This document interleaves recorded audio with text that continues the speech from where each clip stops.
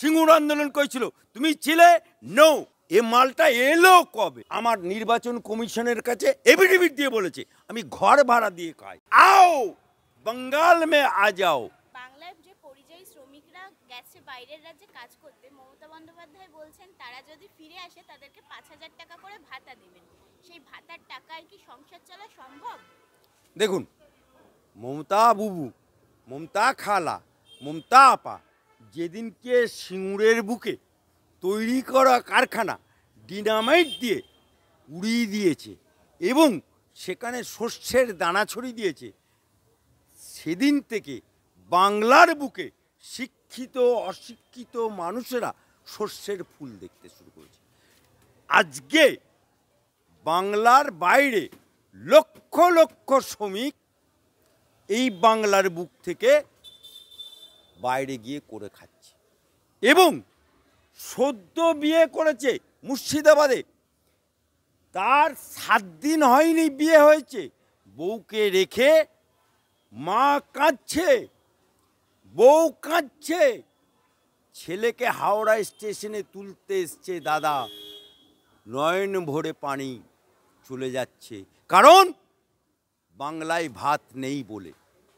চলে যাচ্ছে মোদির রাজত্বে, চলে যাচ্ছে কেরলে, চলে যাচ্ছে দিল্লিতে, চলে যাচ্ছে রাজস্থানে। আজকে সেখান থেকে রোজগার করে এই বাংলার বুকে তার মায়ের মুখে ভাত তুলছে, তার বাপের মুখে ভাত তুলছে, তার বিবির মুখে ভাত তুলছে, তার সন্তানের মুখে ভাত তুলছে। আজকে মমতা বুবু, মমতা খালা, মমতা আপা বলছে आओ बंगाल में आ जाओ, हम तुमको रुपया देगा। कितना देगा? 5,000 रुपया। अरे আমার বুবু রে, ওরে আমার খালা রে, মমতা বুবু, মমতা খালা, মমতা আপা, তুমি বলো একটা 3টে মানুষ যদি বিদেশে থাকে তাহলে সে পাবে কত? 15,000 টাকা, 15,000 টাকা। অথচ ওই 3 জন ওখানে রোজগার করে মিনিমাম 50 থেকে 60,000 থেকে 1 লাখ টাকা। তাহলে 15,000 টাকা 3 জনে মিলে সংসার চলবে? হ্যাঁ, ফোনের পয়সা দেবে না, হ্যালো হ্যালোতে পয়সা দেবে না, তোমার কারেন্টের বিল দেবে না, ভাত খাবে না তরকারি খাবে? আজকে তাই তুমি তোমার কপালে কোনো শ্রী ওঠেনি বলে আজকে তুমি ভাতাশ্রী নাম দিয়েছ। মমতা বুবুর কপালে জীবনে কোনো শ্রী, ওনার কপালে সিঁদুর ওঠেনি বলে আজকে সবেতেই উনি শ্রী। আজকে দেখুন কন্যাশ্রী, ভাগ্যশ্রী, শ্রমশ্রী, এই জাহাজগুলো যে চলছে, এই লঞ্চগুলো চলছে, দেখুন সবেতেই শ্রী।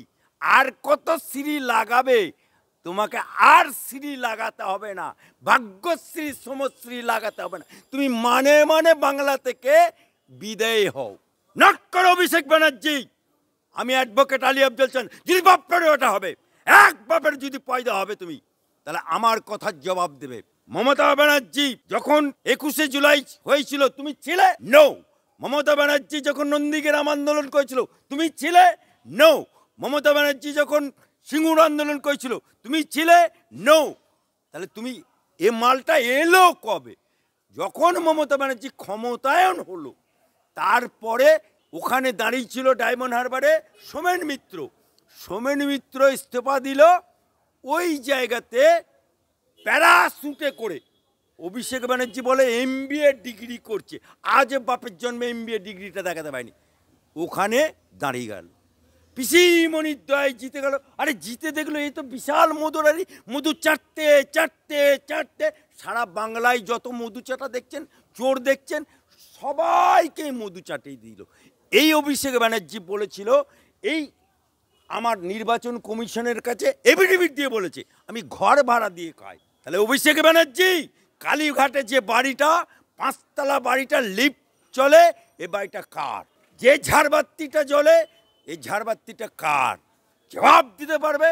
গরু চোরের মাথা, বালি চোরের মাথা, মেডিকেলের মাথা, ভুয়ো 7 লক্ষ ভোটে যেটা আমার হাইকোর্টে মামলা হয়েছে, বাঁচাও সাধু বাবা বলে ত্রাহি ত্রাহি রব উঠছে। আজকে তুমি বলেছিলে ঘাটাল মাস্টার প্ল্যান, কেন্দ্রের টাকা চাই না, আমার রাজ্য সরকারের টাকাতে ঘাটাল মাস্টার প্ল্যান করে দেবো 24শে ডিসেম্বরের 31শে ডিসেম্বর 2024-এর মধ্যে। আপনারা শুধু দেবকে ভোট দিন। সেই দেবকে জনগণ ভোটে জেতালো। ঘাটাল মাস্টার প্ল্যান কোথায় গেল? কেন হলো না? তুমি বলেছিলে যে আমি অভিষেক ব্যানার্জি, এতটুকু যদি কেউ অভিযোগ দেখাতে পারে আমি ফাঁসির মঞ্চে ঝুলে পড়বো। আরে অভিষেক ব্যানার্জি, তুই কি একেবারে নাকি স্বাধীনতা সংগ্রামী নাকি? তুই কি বিনয় বদল দিলিস নাকি যে ফাঁসির মঞ্চে ঝুলবি? বাংলার মানুষ তোকে ফাঁসির মঞ্চে দেখতে চায় না, তোকে তিহার জেলে দেখতে চাই। তুই বলেছিলি না আমার বিরুদ্ধে অভিযোগ, তোমাদেরই কাক্কু, সেই কাক্কুর চার্জশিটে তোমার নাম চলে এসছে। আপ क्या करेगा रे अभिषेक बनर्जी, तेरा तो तिहाड़ जेल जाने के लिए रास्ता तैयार हो गया।